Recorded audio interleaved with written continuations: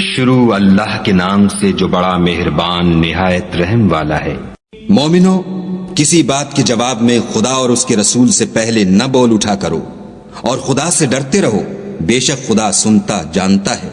اے اہل ایمان، اپنی آوازیں پیغمبر کی آواز سے اونچی نہ کرو، اور جس طرح آپس میں ایک دوسرے سے زور سے بولتے ہو اس طرح ان کے روبرو زور سے نہ بولا کرو، ایسا نہ ہو کہ تمہارے اعمال ضائع ہو جائیں اور تم کو خبر بھی نہ ہو۔ جو لوگ پیغمبر خدا کے سامنے دبی آواز سے بولتے ہیں، خدا نے ان کے دل تقوی کے لیے آزما لیے ہیں، ان کے لیے بخشش اور اجر عظیم ہے۔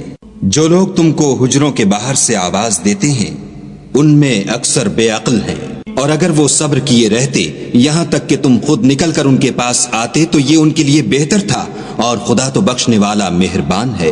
مومنو، اگر کوئی بد کردار تمہارے پاس کوئی خبر لے کر آئے تو خوب تحقیق کر لیا کرو، مبادا کہ کسی قوم کو نادانی سے نقصان پہنچا دو، پھر تم کو اپنے کیے پر نادم ہونا پڑے۔ اور جان رکھو کہ تم میں خدا کے پیغمبر ہیں، اگر بہت سی باتوں میں وہ تمہارا کہا مان لیا کریں تو تم مشکل میں پڑ جاؤ، لیکن خدا نے تم کو ایمان عزیز بنا دیا اور اس کو تمہارے دلوں میں سجا دیا، اور کفر اور گناہ اور نافرمانی سے تم کو بیزار کر دیا۔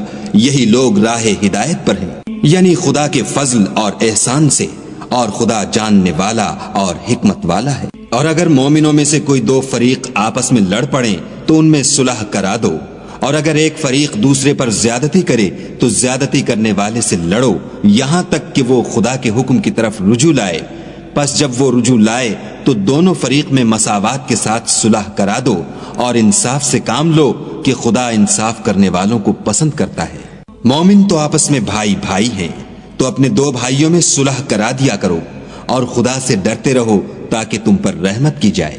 مومنو، کوئی قوم کسی قوم سے تمسخر نہ کرے، ممکن ہے کہ وہ لوگ ان سے بہتر ہوں، اور نہ عورتیں عورتوں سے تمسخر کریں، ممکن ہے کہ وہ ان سے اچھی ہوں۔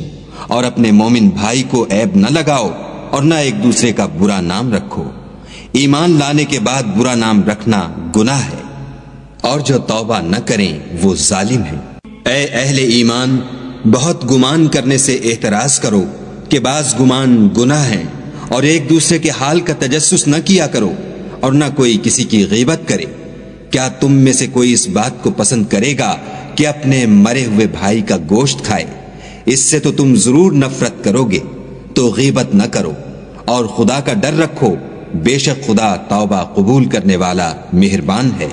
لوگو، ہم نے تم کو ایک مرد اور ایک عورت سے پیدا کیا، اور تمہاری قومیں اور قبیلے بنائے تاکہ ایک دوسرے کو شناخت کرو، اور خدا کے نزدیک تم میں زیادہ عزت والا وہ ہے جو زیادہ پرہیزگار ہے۔